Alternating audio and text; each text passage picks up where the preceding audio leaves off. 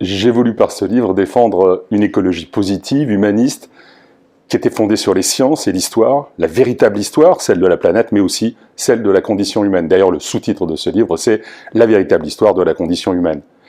Pourquoi est-ce que j'ai fait cela? Parce que tout simplement, nous avons affaire à une vague obscurantiste sans précédent qui, au lieu de mettre l'humanité au centre de ses soucis, de ses angoisses, de ses réflexions, eh bien, met la planète au centre de sa moralité, de sa vision du monde.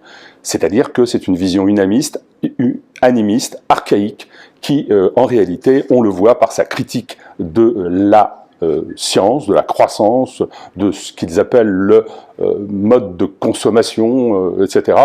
C'est une critique en réalité de notre mode de production, du libéralisme, de la liberté plus généralement, et puis bien entendu de l'individualisme, et finalement, quand on gratte bien, du capitalisme et de toute l'histoire de notre civilisation.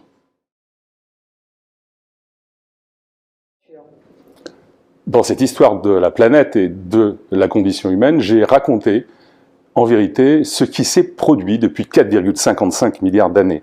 C'est-à-dire que j'ai montré comment cette fameuse Gaïa, qui soi-disant serait harmonieuse, qu'il faudrait prier, avec laquelle il faudrait communier, eh bien en réalité a détruit 99,99% du vivant sur cette planète.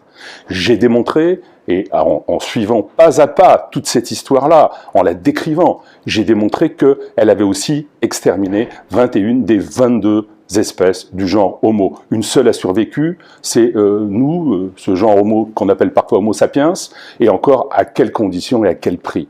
J'ai démontré, et c'était très important, que sur cette planète, même depuis l'apparition du genre Homo, eh bien, nous avons eu des destructions de l'humanité en masse. Même ce genre Homo qui a dû affronter, songez-y, 17 glaciations, dont 4 absolument épouvantables. La dernière s'étant arrêtée il y a environ 12 000 ans. Et depuis 12 000 ans, eh bien, l'humanité a affronté encore des variations climatiques en grand nombre. Des variations climatiques, songez que par exemple, il y a 4200 ans, la civilisation d'Akkad a complètement été détruite par un violent réchauffement. Il n'y avait pas d'industrie carbonée, il n'y avait pas d'utilisation du pétrole, du charbon, on ne savait pas ce que c'était, mais à l'inverse, la civilisation d'Akkad a complètement été détruite. Je rappelle que c'est celle qui a succédé à la civilisation de Sumer, qui a inventé l'écriture. En même temps a été détruite d'ailleurs la 6e dynastie égyptienne, la civilisation de Langzhou en Chine, la civilisation de l'Indus en Inde, des drames absolument épouvantables.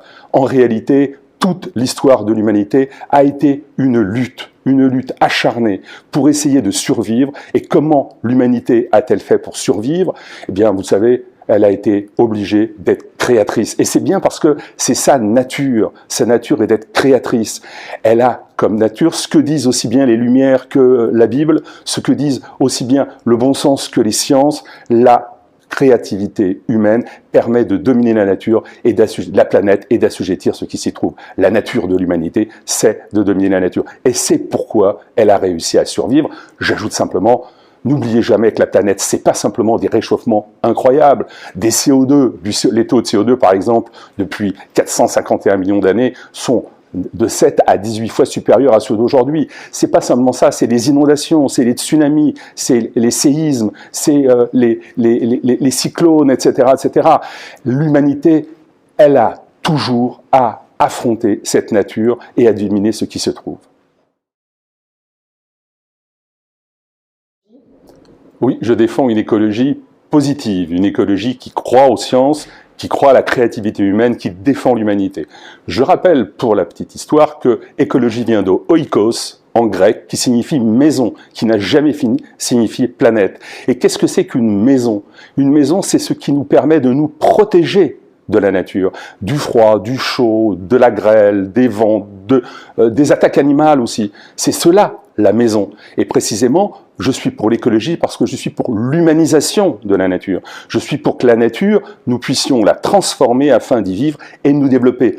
C'est pour ça que je suis pour la croissance, c'est pour ça aussi que je suis pour la société de consommation, parce que contrairement à ce qui se dit, d'abord, la plupart de l'humanité sur cette terre ne consomme pas beaucoup. Et en plus de ça, eh bien, en effet, nous avons besoin d'aller de plus en plus loin. Et nous découvrons chaque jour, pensez à l'iPhone, pensez à l'électricité auparavant. Ça n'existait pas. Aujourd'hui, nous en avons besoin. Eh bien, demain, ce sera pareil.